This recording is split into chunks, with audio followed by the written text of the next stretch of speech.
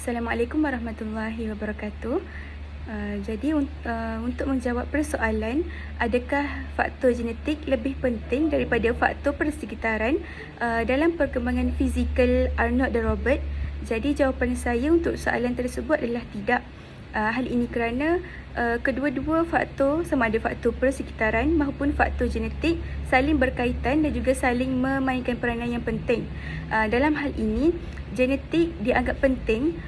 Faktor genetik ni dianggap penting kerana ianya diibaratkan seolah-olah menyediakan asas atau pelan untuk perkembangan fizikal, dan faktor persekitaran juga penting kerana ianya menentukan sama ada potensi untuk berkembang dapat dicapai atau dipenuhi ataupun tidak. Sebagai contohnya, seseorang yang mempunyai genetik yang tinggi akan mendapat ketinggian yang maksimum jika memperoleh nutrisi ataupun pemakanan maupun penjagaan kesihatan yang baik. Jadi kat sini boleh disimpulkan bahawa kedua-dua faktor ni saling berkaitan dan juga saling memainkan peranan penting untuk perkembangan fizikal kanak-kanak.